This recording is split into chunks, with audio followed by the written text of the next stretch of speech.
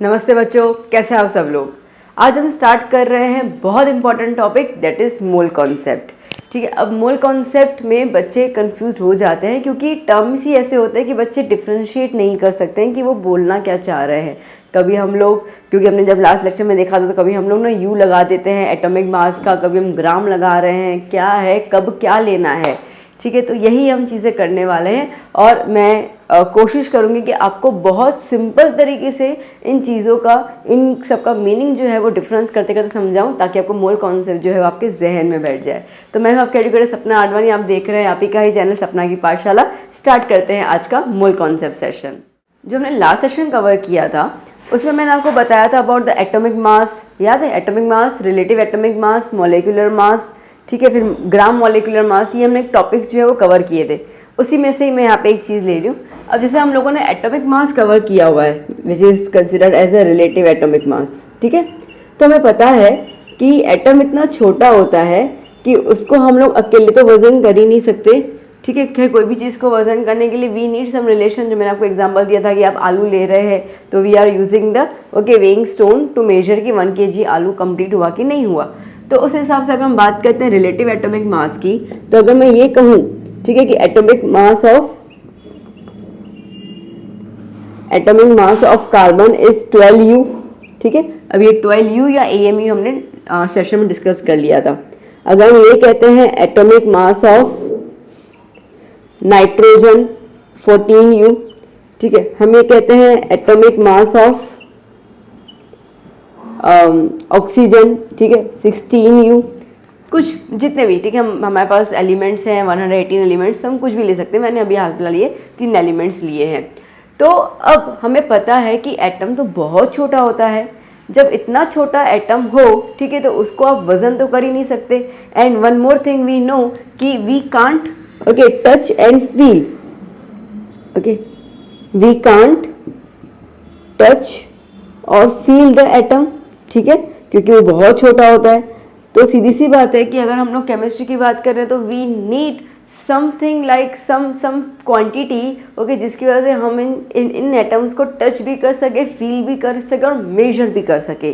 तो उसके लिए हमारे पास जो टर्म आता है that is the molecular mass. ठीक है, क्या टर्म आता है? Molecular mass. अब ये भी हमने कल वाले सेशन में डिस्कस किया था। ठीक है, मॉलिक्यूलर मास क्या होता है। तो बेसिकली जब एटम्स आपस में जुड़ जाते हैं तो हमें मॉलिक्यूल मिलता है। ये तो हम लोग काफ़ी समय से ये लेक्चर्स में कवर अप करते आ रहे हैं। ठीक है, तो जैसे एक एटम है, अब उसका तो हम कुछ नहीं कर सकते। जब हमने एटम्स को जोड़ दिया तो हमें एक अच्छा खासा अमाउंट मिल गया, ओके, जिसको हम लोग मेजर कर सकते हैं। ठीक है, इतना तो पता ही है हम लोगों को। तो अगर मैं यहाँ पे मॉलिक्यूलर मास की बात करूँ तो मैं ये कहूँगी दैट मॉलिक्यूलर वेट या मास ऑफ कार्बन इज 12। अब मैं यहाँ पे G लिख दूंगी, 12G। ठीक है, हमने बात की थी इसके बारे में। एटॉमिक मास, एक एटम का मास जो है नाइट्रोजन का वो 12U है। तो अगर मैं मॉलिक्यूलर मास देखूँ, okay, molecular mass of nitrogen मुझे कितना मिलेगा? 14G। ओके, अगर मैं यहाँ पे एक एटम की बात करती हूँ ऑक्सीजन की, तो वो मुझे मिल रहा है 16U। तो मॉलिक्यूलर मास ऑफ ऑक्सीजन कितना हो जाएगा? 16 ग्राम। दैट मीन्स कि अब हम इस चीज़ को, ठीक है, इसको हम लोग फील भी कर सकते हैं और टच भी कर सकते हैं। बट मुझे पता है अभी आपकी क्वेरी सॉल्व नहीं होगी। अब बोलोगे ऐसे कैसे, मतलब मैम आप यू की जगह G लगा दे रहे हो, इसका एग्जैक्टली मतलब क्या है? इसका एग्जैक्टली मतलब ऐसा है बेटा कि हम लोग कार्बन एटम का जो मॉलिक्यूलर मास ले रहे हैं, ठीक है, कार्बन का, उसमें हम ये कंसिडर करते हैं कि उसमें एक एटम नहीं है। ओके, दैट मीन्स कि मॉलिक्यूलर मास कार्बन 12 ग्राम, तो उसके अंदर एक एटम नहीं है, उसके अंदर एटम है 6.022 इंटू 10⁻23 एटम्स। ठीक है, अब इतने सारे एटम को तो अपन टच कर सकते हैं, फील कर सकते हैं, मेजर कर सकते हैं। बात समझ में आई? ठीक है, तो हम लोग यहाँ पे ग्राम के हिसाब से ये ले रहे हैं कि उस 12 ग्राम ऑफ कार्बन के अंदर, ठीक है, इतने एटम प्रेजेंट होंगे। सेम अगर हम बात कर रहे हैं नाइट्रोजन की, तो 14 ग्राम ऑफ नाइट्रोजन के अंदर 6.022 इंटू 10⁻23 एटम्स मौजूद होंगे। सिमिलरली हम बात करते हैं 16 ग्राम के अंदर ऑक्सीजन का, उसमें भी 6.022 इंटू 10⁻23 एटम्स होंगे। और थोड़ी बहुत बात समझ आई? ठीक है, मैं थोड़ा इसको समराइज़ कर लूँ फिर से। तो देखिए, हमें जैसे पता है कि एटम बहुत छोटा होता है, तो इसके लिए इतनी छोटी चीज़ को ना हम फील कर सकते हैं, ना हम देख सकते हैं, ना हम टच कर सकते हैं, तो उसका वज़न कैसे कर सकते हैं? प्रैक्टिकली तो ये इम्पॉसिबल है। बट हमें ड्यू टू सम टेक्नोलॉजीज हमें ये पता चल चुका है कि कार्बन के एक एटम का मास, ओके, एक एटम की बात कर रही हूँ मैं, तो कार्बन के एक एटम का मास जो है वो 12U है, AMU एटॉमिक मास यूनिट, ठीक है। Same with the nitrogen 14U है, same with the oxygen 16U है। बट अगर हम प्रैक्टिकल की बात करेंगे तो हमारे लिए ये चीज़ कोई काम की नहीं है, ओके। तो इसके लिए इसको तो हम ना देखें वो बेटर है, देखा जाए तो इसकी तो हमें कोई ज़रूरत ही नहीं है। तो अब ज़रूरत किसकी है? तो हमें ज़रूरत है अच्छे खासे कंपाउंड की, ठीक है, अच्छे खासे क्वांटिटी की। अब हमें पता है कि मैटर, ठीक है, जो भी है वो बनता तो एटम से ही है, इतना तो क्लियर है ना, ठीक है। अब अगर एक मैटर एटम से बनता है तो उसका वज़न तो होगा ही। तो अब ये बोल रहे हैं कि अगर आप मॉलिक्यूलर मास लेते हो कार्बन का तो उसका वज़न आएगा आपको 12 ग्राम, ठीक है, 12 ग्राम। सेम अगर आप मॉलिक्यूलर मास लेते हो नाइट्रोजन का तो 14 ग्राम, और आप मॉलिक्यूलर मास लेते हो ऑक्सीजन का तो 16 ग्राम। तो आप बोलोगे कि मैम फिर इसमें एटम्स कितने होंगे? तो उसके अंदर फिक्स है कि एटम कितने होंगे, 6.022 × 10⁻³ एटम, 6.022 × 10⁻³ एटम, 6.022 × 10⁻³ एटम। अब आपके पास जो क्वेरी आएगी वो ये आएगी, हाउ इज़ इट पॉसिबल? अगर मास बदल रहा है तो नंबर ऑफ एटम्स कैसे सेम है मैम? वो भी तो बदलने चाहिए। क्वेश्चन आया ना दिमाग में ये आपके। चलो अब इसका हम एग्जांपल लेते हैं। अगर मैं आपको ये कह रही हूँ कि बेटा जाकर ना 1 डज़न बनाना लेके आओ, आप 1 डज़न, ठीक है, मैंने 2 बच्चे हैं मेरे, ठीक है, मैंने एक को बोला कि बेटा आप भी जाओ और मुझे बनाना लेके आओ, ठीक है, 1 डज़न, और एक को मैंने बोला कि आप जाओ और 1 डज़न एप्पल लेके आओ, ठीक है। अब मेरे को बताओ डज़न के अंदर नंबर्स कितने आएंगे, पीसेस कितने आएंगे बनाना के? 12 पीसेस। और एप्पल के कितने पीसेस आएंगे? 12 पीसेस। मतलब ये है कि जब मैंने 1 डज़न, ठीक है, जब मैंने 1 डज़न बनाना और एप्पल मंगवाए तो उनका जो नंबर ऑफ पीसेस है सेम आया 12। बट अगर मैं उनको वज़न करूँगी तो क्या वज़न सेम आएगा? खुद ही सोच लो, क्या वज़न सेम आएगा? नहीं सेम आएगा। तो यहाँ पर आप देखो, यहाँ पे वज़न अलग अलग है, ठीक है, मास अलग अलग है, but number of atom same है। दैट मीन्स कि जैसे हम कह रहे हैं कि 1 डज़न में 12 पीसेस आएंगे, उस तरीके से, ठीक है, उस तरीके से अब 1 डज़न में 12 पीसेस आएंगे तो हम डज़न तो मैम बोल रहे हैं, इसके लिए आप क्या वर्ड यूज़ करोगे? इसको कैसे बताओगे कितने में कितने हैं एटम्स? तो इसके लिए हम यूज़ करेंगे मोल, ठीक है। तो हम क्या कहेंगे, अब देखना यहाँ पर हम क्या कहेंगे, 1 मोल कार्बन के अंदर कितने एटम प्रेजेंट है? 6.022 × 10⁻23 एटम्स। बात समझ में आई? ठीक है। 1 मोल नाइट्रोजन में कितने प्रेजेंट है? 6.022 × 10⁻23 एटम्स। क्लियर हुआ? ठीक है। 1 मोल ऑक्सीजन में कितने प्रेजेंट है? तो 6.022 × 10⁻23 एटम्स। अब बात समझ आई आपको अच्छे से? तो जैसे अगर हम लोग प्रैक्टिकल की बात करते हैं और हम ये कहते हैं कि आप 1 डज़न, ठीक है, बनाना लेके आओ, तो उसके अंदर आप 12 पीसेस लेके आओगे। अगर मैं ये कह रही हूँ कि 1 डज़न पेंसिल लेके आओ, तो उसके अंदर भी आप कितने लेके आओगे? 12 पीसेस लेके आओगे, ठीक है, 12 पीसेस लेके आओगे। ओके। अगर मैं ये कह रही हूँ कि 1 डज़न एप्पल लेके आओ, फिर भी कितने पीसेस ले आओगे बेटा? आप 12 पीसेस ले आओगे। बात समझ में आ गई? तो यहाँ पे 1 डज़न और यहाँ पे 1 मोल, ठीक है। 1 dozen of banana 12 pieces, 1 mole of carbon is 6.022 × 10⁻23 atoms, ठीक है। 1 dozen of pencil is 12 pieces, तो 1 डज़न नाइट्रोजन इज सेम। तो देखो यहाँ पे पीसेस सेम है, डज़न जो क्वांटिटी हम यूज़ कर रहे हैं वो सेम है, बट ऑब्वियसली अब इनका वज़न अलग होगा, ठीक है, इनका वज़न अलग होगा। मैं बनाना का वज़न करूँगी शायद कुछ भी आ सकता है, ठीक है, 12 पीसेस से हम ये मान के चलते हैं कि चलो भाई इसके अंदर हम लोग समझो कि 2 किलो जितना आ गया, ओके। अगर पेंसिल है तो पेंसिल 2 किलो होगा, ठीक है, 300 ग्राम होगा, ज़्यादा नहीं होगा। 12 पेंसिल का कितना होगा, ठीक है। अगर हम एप्पल की बात करते हैं तो एप्पल थोड़े से हैवी होते हैं बनाना से, तो इसको समझ करेंगे कि चलो भाई 2.5 kg होगा, ठीक है। तो वज़न अलग अलग हुआ। तो सिमिलरली यहाँ पे जितने भी हमारे एटम्स हैं लाइक एलिमेंट्स हैं, ठीक है, तो जितने भी यहाँ पे हमारे एलिमेंट्स रहेंगे, carbon, nitrogen, oxygen, fluorine, chlorine, bromine, iodine, कुछ भी आप ले लो, उनका मास ज़रूर अलग होगा बट उनके अंदर नंबर ऑफ एटम्स जो होंगे वो सेम होंगे। बात समझ में आई? मेरे हिसाब से मैंने अच्छे से इसको कवर अप किया है ना, क्लियर हो गया ना?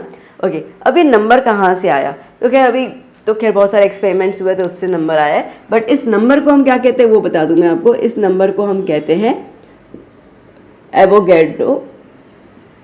एवोगैड्रोस नंबर, ठीक है, याद कर लेना, एवोगैड्रोस नंबर। इसका सिंबल होता है कैपिटल एन और नीचे ए लिख देते हैं, ठीक है। तो उन्होंने by some calculations and the experimental basis की कैलकुलेशंस जो आई थी, रिजल्ट आई थी, उसके बेसिस पे उन्होंने हमको ये टेंटेटिव नंबर दे दिया कि भाई आप ये चीज़ समझ के चलो कि आप अगर 1 मोल लेते हो, ठीक है, किसी भी एलिमेंट का, तो उसके अंदर इतने एटम्स तो मौजूद होंगे ही होंगे। बात समझ में आई? ठीक है। तो अब मैं इसको रब कर देती हूँ, इसकी भी ज़रूरत है नहीं हमारे पास, ठीक है। तो थोड़ा चीज़ें और एक्सप्लेन कर दूँ मैं आपको।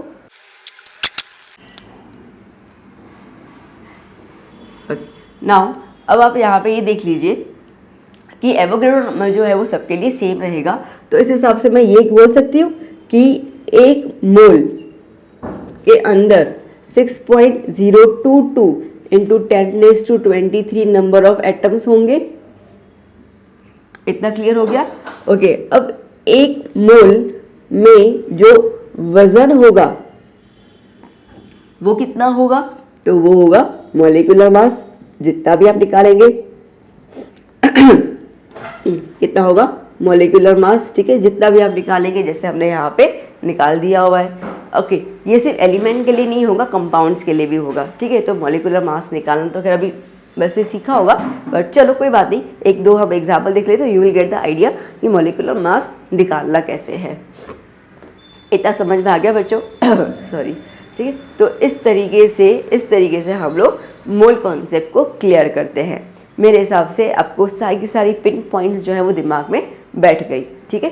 ओके, अब एक और चीज़, जो भी हमारा मास होता है उसके अंदर, ठीक है, उसमें हम लोग रिलेट कैसे करेंगे तो याद कर लेना। अगर ग्राम है तो उसको आप रिलेट करो m से, ठीक है, मास m से, और एटम्स है तो इसको रिलेट करो n से, ठीक है, that is number of atoms. तो आपको थोड़ा क्लियर हो जाएगा कि हमें निकालना क्या है और किस तरीके से निकालना है। दूसरी बात, जैसे एटम्स है तो एटम्स की जगह पे हम लोग मॉलिक्यूल्स भी यूज़ कर सकते हैं, डिपेंड करता है क्वेश्चन क्या होगा। मॉलिक्यूल भी यूज़ कर सकते हैं और आयन्स भी यूज़ कर सकते हैं। तो एवोगैड्रो जी ने हमें ये कहा कि भाई आप कुछ भी आप ले लीजिए, ठीक है, अगर आप वज़न लेते हैं, कौन सा वज़न लेंगे आप?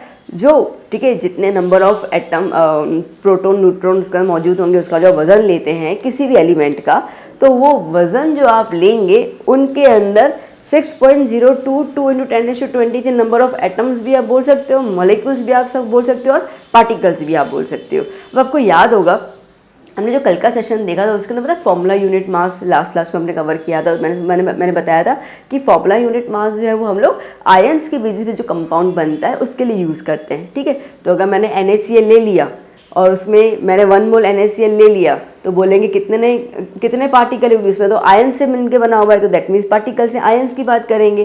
तो आप क्या बोलोगे? 6.022 इंटू 10⁻23 नंबर आयंस, ठीक है, इस तरीके से है। अगर हम कंपाउंड बोलते हैं तो मॉलिक्यूल, अगर हम एलिमेंट बोलते हैं तो एटम।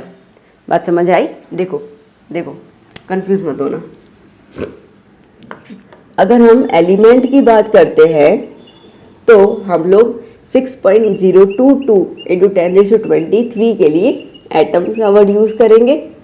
अगर हम कंपाउंड ले लेते हैं अच्छा खासा, ठीक है, तो उसके लिए सेम नंबर बट यहाँ पे वर्ड यूज़ करेंगे मॉलिक्यूल, क्योंकि मॉलिक्यूल से तो कंपाउंड बनता है, ठीक है। और अगर हम लोग एलिमेंट कंपाउंड, ठीक है, और अगर हम लोग यहाँ पे आयोनिक कंपाउंड्स की बात करते हैं तो इसके अंदर हम लोग सेम लेंगे बट यहाँ पे हम ले लेंगे आयंस, ठीक है। जैसे एग्जांपल मैंने बताया था NaCl हो गया, ठीक है, और भी बहुत सारे एग्जांपल हैं इसके अंदर, कैल्शियम ऑक्साइड ले लो, ठीक है, बहुत सारे एग्जांपल्स हैं। तो ये आयोनिक कंपाउंड्स है। क्लियर? इतना बात समझ में आ गई? ओके, चलिए पहले आप इतना नोट डाउन कर लीजिए, फिर मैं आपको मॉलिक्यूलर मास कैसे निकालते हैं वो सिखा रही हूँ, और मॉलिक्यूलर मास के बाद हमें मोल कॉन्सेप्ट जो है, ठीक है, जो हमारा एक्चुअली मोल कॉन्सेप्ट है उसके 3 अलग अलग डेफिनेशंस है, तीन different definitions for the 3 different categories, ठीक है। तो मैं आपको पहले बता देती हूँ, तो जस्ट राइट इट डाउन। देखिए बच्चों, जैसे मैं कहूँ that 1 mole of any substance, ध्यान दे देना, एनी सब्सटेंस, एनी एटम, ठीक है, इज इट्स मोलार मास, ठीक है। मोलार मास बोल दो या मॉलिक्यूलर मास बोल दो, एक ही बात है, कंफ्यूज मत होना, ठीक है। सो 1 mole of any substance, okay, is nothing but the molar mass of that substance. जैसे कि अगर मैं ये कह रही हूँ, अभी आप समझ तो गए होंगे मेरी इस पॉइंट को, ठीक है। अगर मैं ये कहती हूँ यहाँ पर that 1 mole of carbon is 12 ग्राम, ठीक है, तो इसका मॉलिक्यूलर मास है। अगर मैं ये कहती हूँ 1 mole of sodium Na is 23 ग्राम, ठीक है। अगर मैं ये कहती हूँ 1 मोल ऑफ वाटर, ठीक है, पानी का 1 मोल कितना दोगे आप मेरे को उसके अंदर, 18 ग्राम, ठीक है। अब ये कैसे निकालना है वो बता रही हूँ, अभी बता रही हूँ, बहुत आसान है, टेंशन मत लो। अगर मैं ये कहती हूँ 1 मोल ऑफ सॉल्ट, ठीक है, NaCl अगर हम लेते हैं तो कितना हो जाएगा, 58.5 ग्राम। अब जितने भी मोल है इसके अंदर जो नंबर ऑफ एटम्स होंगे कितने होंगे, सेम, ठीक है, कितने होंगे, 6.022 इंटू 10⁻23।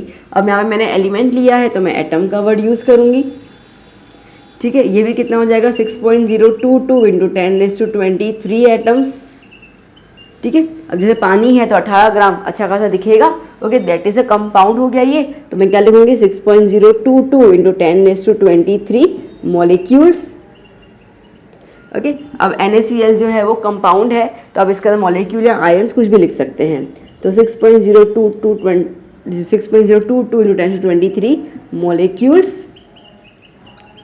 या तो फिर आयंस। बात समझ में आई, ठीक है। Now the point is that कि मैं हमें ये बताओ कि आपने ये चीज़ कैसे निकाली। अब उसके लिए आपको कुछ मासेस जो हैं वो लर्न करने पड़ेंगे, ठीक है, कुछ मासेस आपको लर्न करने होंगे। मैं एक चार्ट अभी मेरे स्क्रीन पे आ जाएगा, उसका आप स्क्रीनशॉट ले लेना, ठीक है, उसके मासेस जो आप लर्न कर लेना, फिर आसान है। अब निकालना कैसे है आइए देखते हैं हम लोग, मैं यहीं पे निकाल देती हूँ, ठीक है, आपको दिक्कत ना हो। तो क्वेश्चन इस तरीके से होगा, फाइंड मॉलिक्यूलर मास ऑफ, चलो अब जैसे पहला हम लोग ले लेते हैं यहाँ पर H2O से स्टार्ट कर लेते हैं, H2O, ठीक है। अब देखो बेटा, हाइड्रोजन कितने हैं यहाँ पर, 2 हैं, तो 2 हाइड्रोजन है, और ऑक्सीजन कितना है, 1 ही है, ठीक है। हाइड्रोजन का मास होता है 1U, 1 mass like, okay, atomic mass of 1 hydrogen is 1U plus atomic mass of 1 oxygen, ठीक है, 1 ऑक्सीजन एटम का मास कितना होता है, 16, तो क्या हो गया, 2 1 2, 2 प्लस 16 कितना हो जाएगा, 18 ग्राम। समझ में आया। एक और ले लेते हैं हम लोग यहाँ पर, NaCl ले लेते हैं, NaCl तो Na प्लस Cl, ठीक है, पता है ना, Na is the sodium, Cl is the chlorine, तो सोडियम का जो मास है वो है 23 और क्लोरीन का जो मास है वो 35.5, ठीक है, प्लस कर लेंगे तो क्या हो जाएगा, 58.5 ग्राम। क्लियर हो गया। एक और ले ले, ठीक है।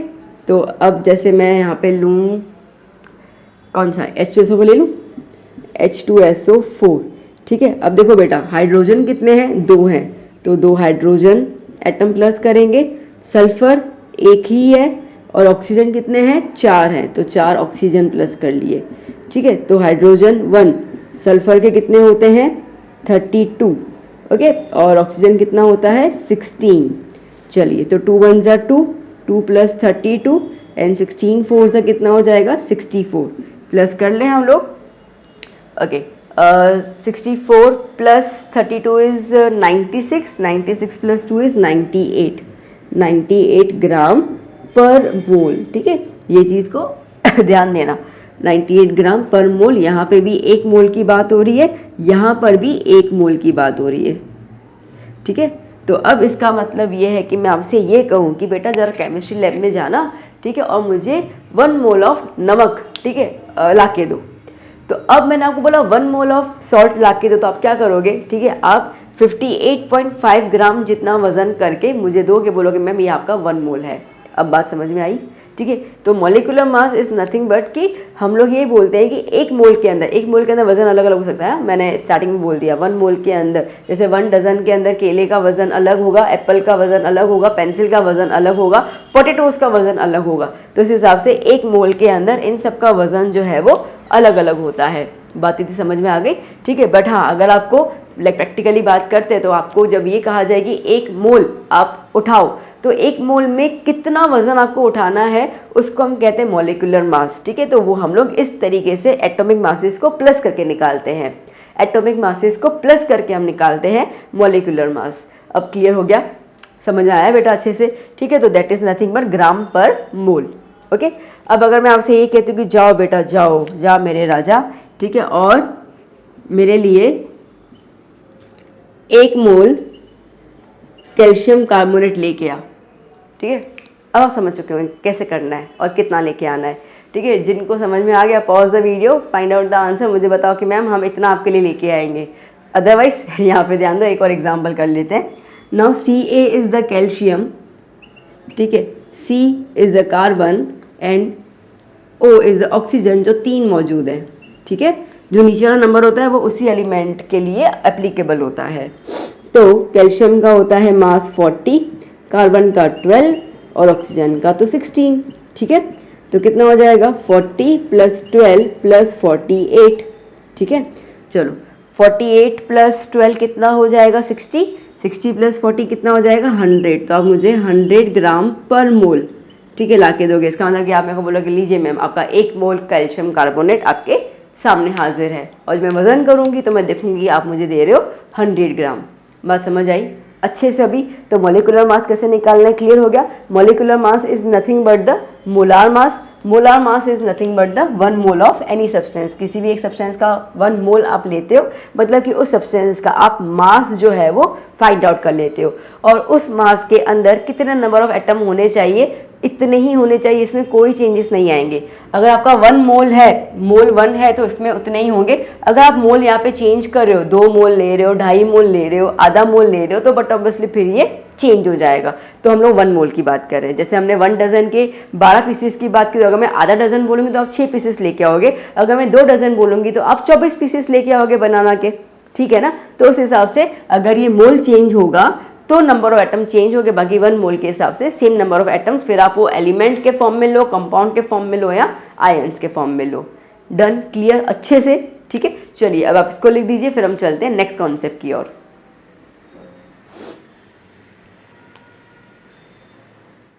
सो फाइनली बेटा अभी हम लोग इसको समराइज कर लेते हैं मोल कॉन्सेप्ट को। अब मोल कॉन्सेप्ट की एक्चुअली 3 डेफिनेशंस के थ्रू हम इसको डिफाइन करते हैं। जो फर्स्ट होता है वो आता है इन टर्म्स ऑफ मास, 2 तो मैंने क्या बताई दी आपको, इन टर्म्स ऑफ मास, ठीक है। तो इन टर्म्स ऑफ मास जैसे कि हम बात करते हैं यहाँ पे 1 मोल ऑफ कार्बन, तो आप क्या लिखोगे 12 ग्राम पर मोल, ठीक है, मतलब 1 मोल में तो 12 ग्राम पर मोल छोड़ दो, ओके।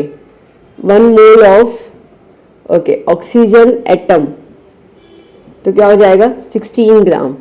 और यहीं पर अगर मैं ये लिखूं 1 मोल ऑफ O2 मोलेक्यूल, ठीक है। अब ये तो स्टेबल हो गया ना, और ऑक्सीजन कितना है, एक एटम कितना है 16, तो 16 2 जा कितना लिखोगे 32 ग्राम, ओके।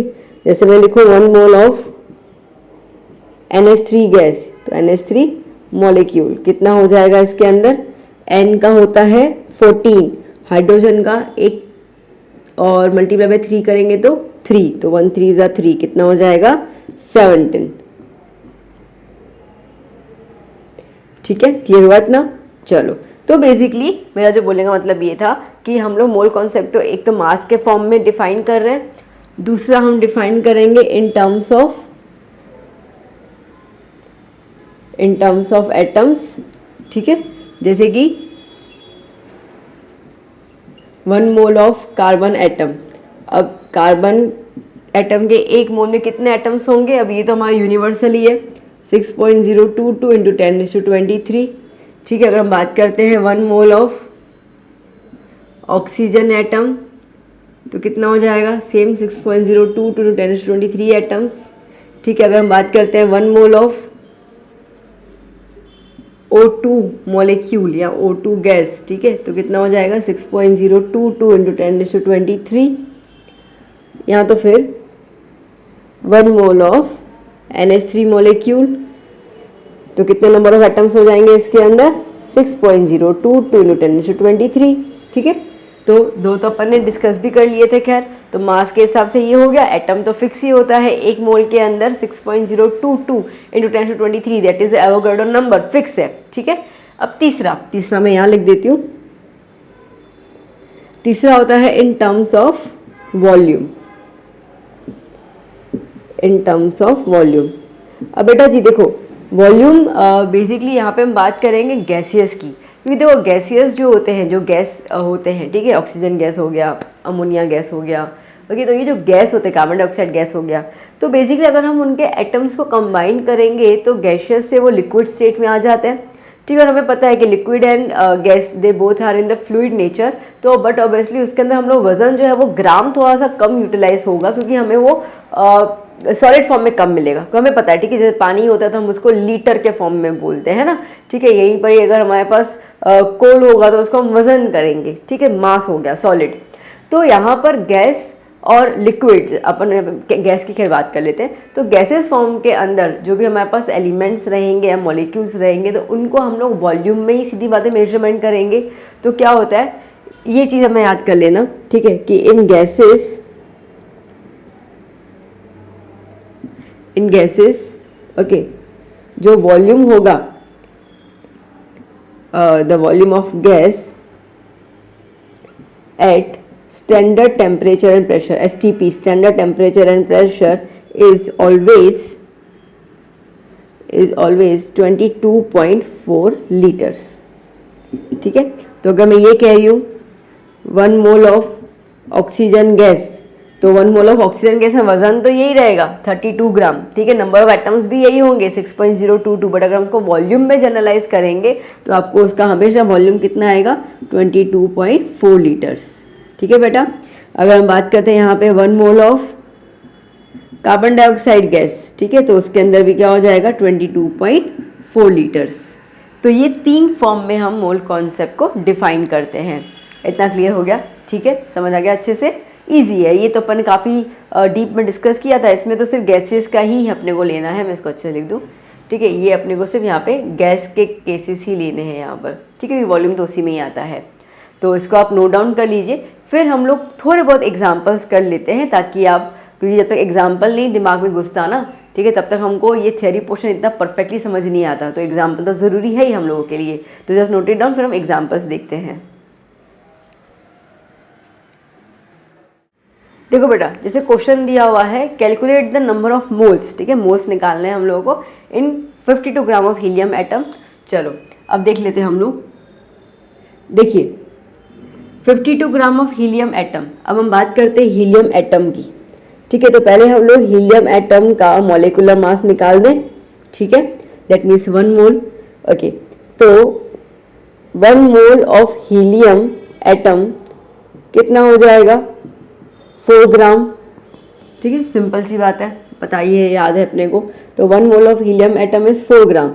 अब देखो बेटा, अगर 1 मोल के अंदर 4 ग्राम अवेलेबल है, तो 52 ग्राम अगर होगा तो इसका मतलब कि कितना मोल हो जाएगा। बहुत आसान सी बात है। ठीक है, हमें नंबर ऑफ मोल्स निकालना है। मोल्स पता चल गया ना, मॉलिक्यूलर मास। ठीक है, तो बेसिकली अगर 1 मोल के अंदर 4 ग्राम जितने हीलियम एटम प्रेजेंट है, तो 52 ग्राम ऑफ हीलियम के अंदर कितना मोल होगा, क्रॉस मल्टीप्लाई कर दे। तो बेसिकली इसको हम लोग x ले लेते हैं। ठीक है, तो ये यहाँ मल्टीप्लाई हो गया, तो 1 × 52 इक्वल्स टू ये यहाँ हो गया, तो 4 × x। ओके, तो 1 × 52 इज 52, 4 को डिवाइड में ले ले, इक्वल्स टू x, तो कितना मोल हो गया 13 मोल्स। ठीक है, तो इसका मतलब 52 gram of helium atom is nothing but the 13 moles. अब समझ आया? यहाँ पे देख लेते हैं हम लोग, क्या है 6 ग्राम ऑफ कार्बन एटम। अब देखो, पहले 1 मोल की बात करते हैं। 1 मोल ऑफ कार्बन एटम में कितना ग्राम होता है बेटा 12 ग्राम। ठीक है, अब तो ये रट चुका होगा आपको।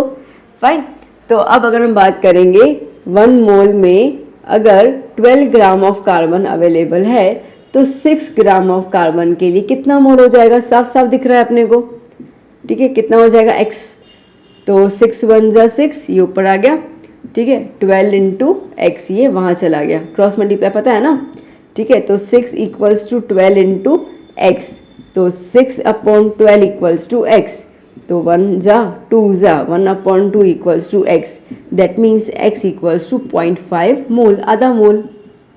क्या सीधी सी बातें दिख रहा था ना, 1 मोल मतलब कि 12 ग्राम, तो 6 ग्राम मतलब कि आधा मोल, आधा हो गया, बहुत सिंपल सी बात है, ठीक है। एक और एग्जांपल ले लें, 28 ग्राम ऑफ नाइट्रोजन एटम, तो 1 मोल ऑफ नाइट्रोजन एटम में कितने ग्राम अवेलेबल है, तो अवेलेबल है 14 ग्राम, ठीक है। पता चल चुका होगा आपको भी क्या कर रहे हैं हम लोग। तो अगर 1 मोल इक्वल्स टू 14 ग्राम है तो 28 ग्राम कितना हो जाएगा, डबल हो जाएगा, ठीक है। तो क्या हो जाएगा, x इक्वल्स टू 28 अपॉन 14, जिसको मैंने डायरेक्टली कर लिया, तो कितना आ गया 2 मोल। क्लियर, ठीक है। आसान था, बहुत आसान था, समझ आया कि कैसे मोल है। तो ये मैंने रिलेशन बताया क्या, ग्राम का मोल के हिसाब से, ठीक है, कि इतना ग्राम होगा तो कितना मोल होगा। तो इतना अपन कर रहे हैं, आगे और एग्जाम्पल देख रहे हैं हम लोग। तो आगे हम लोग, मैं इसको रब कर दूँ, दूसरे एग्जाम्पल लिख दे। देखो बेटा, अभी हमने देखा टाइप 1 देखा था जिसके अंदर हम लोगों ने मास लिया था, ठीक है। अब हम लोग टाइप 2 देख रहे हैं जिसके अंदर हम लोग नंबर ऑफ मोल्स निकाल रहे हैं, बट कैसा है, एटम्स के फॉर्म में अवेलेबल है, ठीक है। अब हमें इसके अंदर मॉलिक्यूलर मास की कोई ज़रूरत ही नहीं, क्योंकि एटम है तो हमें पता है, कोई भी क्वेश्चन हो, ठीक है, कोई भी क्वेश्चन हमें पता है कि 1 मोल के अंदर 6.022 इंटू 10⁻23 एटम्स होते हैं, ठीक है। अब थोड़ा आपको एक्सप्लेन करने के लिए मैं इसको 6.022 को मैं थोड़ा सा राउंड ऑफ करके 6 इंटू 10⁻23 एटम्स लिख देती हूँ, थोड़ा समझने में आसान हो जाएगा, ठीक है। तो अब देखिए, अगर 1 मोल के अंदर 6 इंटू 10⁻23 एटम्स मौजूद होंगे तो 3 इंटू 10⁻23 अगर एटम्स हमारे पास होंगे कार्बन के, तो कितना मोल हो जाएगा।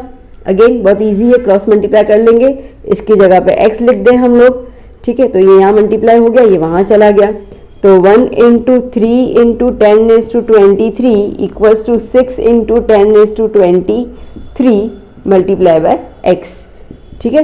तो 1 के साथ तो कुछ भी नंबर मल्टीप्लाई करेंगे, गेट द सेम आंसर। तो 3 इंटू 10⁻23, x निकालना है तो इसको अपॉन में ले लेती हूँ, 6 into 10⁻23 equals to x, powers वाले कैंसिल हो गए, 3 1 जा 3 2 जा, तो x कितना आया 1/2 दैट मीन 0.5 मोल, है ना, आसान, ठीक है। तो ये हमने मोल निकाला with respect to atoms, number of atoms पे। पहले हमने मोल निकाला था with respect to number of mass, ठीक है। चलिए यहाँ पे देख लेते हैं अभी कितना दिया हुआ है, 12 इंटू 10⁻23 एटम्स ऑफ सोडियम। मास की तो कोई ज़रूरत है नहीं हम लोगों को, अब सीधा हमें पता है कि 1 मोल इक्वल्स टू 6 इंटू 10⁻23 एटम्स होंगे सोडियम के। तो अगर हम लोग 12 इंटू 10⁻23 एटम्स की बात करते हैं, मतलब कि कितना मोल हो गया, अगेन क्रॉस मल्टीप्लाई कर ले हम लोग, ठीक है। तो क्या हो जाएगा 1, चलो फिर आप 1 into 10⁻23 equals to 6 into 10⁻23 multiply by x, ठीक है। चलिए, तो 1 के साथ तो सेम नंबर हो गया, तो 12 इंटू 10⁻23 अपॉन, ये अपॉन में आ गया, तो 6 into 10⁻23 equals to x, cancel out हो गया, 6 1 जा 6 2 जा, तो कितने मोल्स की बात हो रही है, 2 मोल्स की बात हो रही है। क्या क्लियर भी हो गया, वैसे 6 प्रेजेंट होते हैं, अभी 12 हैं, मतलब डबल हो गया, ठीक है, इसके 2 मोल्स तो हो ही गए। यहाँ पे देख लेते हैं हम लोग, 18 की बात हो रही है, ठीक है। तो 1 मोल में अवेलेबल होता है 6 इंटू 10⁻23, तो 18 इंटू 10⁻23 मतलब कि कितना मोल, क्लियर हो चुका होगा आपको, 6 3 18 होता है ना, 3 मोल्स, ठीक है, यही आंसर आ गया। तो मैं इसको डायरेक्टली कर लूँ, तो 18 इंटू 10⁻23 को हम डिवाइड कर लेते हैं 6 इंटू 10⁻23 के साथ, पावर्स कट हो गए, 1 जा 3 जा, तो x इक्वल टू कितना आ गया 3 मोल्स। बात समझ आई अच्छे से, ठीक है। तो जो हमने पहला टाइप देखा था वो देखा था in terms of the mass, ठीक है। अभी जो हम देखा वो हमने देखा in terms of the atoms, ठीक है। अब एक और टाइप बच गया, that is in terms of litre. शुरू करते हैं। देखो बेटा, अभी थर्ड कैटेगरी की हम बात करते हैं यहाँ पर। Calculate the volume at STP, standard temperature and pressure occupied by. चलो पहले हम लोग ए वाला स्टार्ट कर लेते हैं। मैं इसको लाइन खींच दूँ। तो हम लोगों को निकालना है, क्या निकालना है? कैलकुलेट द वॉल्यूम, ठीक है। वॉल्यूम निकालना है हमको, किसका निकालना है? नाइट्रोजन गैस का, ठीक है। N2 गैस का हमें वॉल्यूम निकालना है। ओके, अब कैसे निकालना है? कितना दिया हुआ है अपने को? नाइट्रोजन गैस दिया हुआ है 14 ग्राम, ठीक है, 14 ग्राम। अब देखो बेटा, अगर मैं 1 मोल की बात करती हूँ, ठीक है, 1 मोल ऑफ नाइट्रोजन गैस कितना होगा? 28 ग्राम होगा। एक नाइट्रोजन 14 का होता है, गैस में 2 नाइट्रोजन होते हैं 28 ग्राम, ठीक है। अब 1 मोल के अंदर 28 ग्राम होगा और हमें पता है कि 1 mole is always equal to 22.4 litres of volume, ठीक है। तो इसका मतलब ये है, अगर 1 mole of nitrogen gas 28 gram है और 1 मोल जो होता है 22.4 लीटर होता है, इसका मतलब हम ये कह सकते हैं कि 28 gram of nitrogen gas is nothing but 22.4 litres in volume.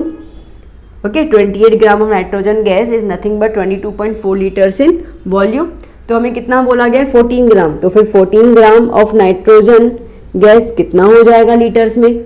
तो क्या हो जाएगा? x ले लें, इसको हम लोग क्रॉस मल्टीप्लाई कर लेते हैं, ठीक है। तो x को यहाँ मल्टीप्लाई करें 28 के साथ, तो 28 into x equals to 22.4 multiply by 14। x की निकालनी है वैल्यू, तो 22.4 मल्टीप्लाई बाय 14 अपॉन 28। 14 1 जा, 14 2 जा, 2 1 जा, 1 तो कितना वॉल्यूम अवेलेबल है? 11.2 लीटर्स। समझ आया बेटा कैसे करना है? ठीक है, ये तो जस्ट मैं आपको इन्फॉर्मेशन की तो बता रही हूँ। जब न्यूमेरिकल्स करेंगे अच्छे खासे, तो बहुत अच्छे खासे करेंगे हम लोग, तो सारे टाइप्स क्लियर हो जाएंगे। मैं बस आपके दिमाग में आइडिया डालने की कोशिश कर रही हूँ कि जो हमने थ्योरेटिकली देखा ना, उसको हम लोग प्रैक्टिकली न्यूमेरिकल्स में कैसे डाल सकते हैं, ठीक है, कैसे उसका इम्प्लीकेशन कर सकते हैं। तो फिर से इसको अब बता रही हूँ मैं। देखो, हमें पूछा गया है कि वॉल्यूम निकालो STP, ठीक है, स्टैंडर्ड टेम्परेचर प्रेशर में। तो वॉल्यूम किसका निकालना है? नाइट्रोजन गैस का। दिया क्या हुआ है? बोला है कि 14 ग्राम ऑफ नाइट्रोजन गैस आपको दिया हुआ है। तो उस 14 ग्राम ऑफ नाइट्रोजन गैस, ठीक है, 14 ग्राम है, तो वो ग्राम को अगर लीटर में कन्वर्ट करोगे तो कितना होना चाहिए? तो हमें पता है कि 1 मोल नाइट्रोजन गैस जो होता है वो 28 ग्राम होता है, और 1 मोल के अंदर जो वॉल्यूम होता है किसी भी गैस का वो 22.4 लीटर्स होता है, ठीक है। अगर ये दोनों सेम है तो राइट हैंड साइड भी सेम हो जाएंगे। तो दैट मीन्स कि 28 gram of nitrogen gas is nothing but 22.4 litres of the volume. तो हमें दिया हुआ है 14 ग्राम, तो 14 gram nitrogen gas is how much? देखा जाए तो हाफ ही हो गया, देखा जाए तो, ठीक है। 28 का आधा 14, तो 22.4 का आधा 11.2, वहीं से ही आ गया, ठीक है। चलो यहाँ पे देख लेते हैं हम लोग। 1.5 moles of carbon dioxide gas, okay, moles में दिया हुआ है। ओके, तो बेसिकली हमें पता है कि 1 मोल, 1 mole of any gas, okay, contains 22.4 litres of volume, ठीक है। तो अगर 1.5 मोल की बात कर रहे हैं, फिर कोई भी गैस हो, क्या फ़र्क पड़ता है? तो 1.5 mole of carbon dioxide gas contains how much volume? बड़ा आसान है, इसमें तो हमें कुछ मॉलिक्यूलर मास निकालने की ज़रूरत नहीं, बिकॉज इन्होंने मोल ही दिया हुआ है। तो मोल के साथ तो सीधा रिश्ता बनता है हमारा, ठीक है। तो 1 mole is equal to 22.4 litres, okay. So 1.5 mole is equal to how much litres? Let's say it's x, okay, cross multiply कर लेंगे। x को यहाँ पे लेके आए तो 1 इंटू एक्स इज x, इसको वहाँ पे लेके जाएंगे 22.4 मल्टीप्लाई बाय 1.5, ठीक है। x इक्वल्स टू 224 अपॉन में 10 डाल दिया इंटू 15 अपॉन 10 रख दिया। डेसिमल रिमूव कर लिया, थोड़ा आसान हो जाता है डेसिमल रिमूव करके, ओके। तो जस्ट मल्टीप्लाई कर लेते हैं हम लोग 224 को 15 के साथ। 224 मल्टीप्लाई बाय 15 क्या हो जाएगा? 5 जा 2, 12, 1, 11, ठीक है। क्या हो जाएगा? 422, तो 0633 कितना आया? 3360 अपॉन 100, 2 0 है, एक कट गया, तो कितना आया? 33.6 लीटर्स, ठीक है। तो 33.6 litres of carbon dioxide gas is available in 1.5 mole. Clear? समझ आया अच्छे से? ठीक है। तो बेटा ये था हमारा मोल कॉन्सेप्ट। मैंने पूरी कोशिश की और मुझे उम्मीद है कि आपको बिल्कुल 0.0 से 0.100 तक आपको सब समझ आ चुका होगा।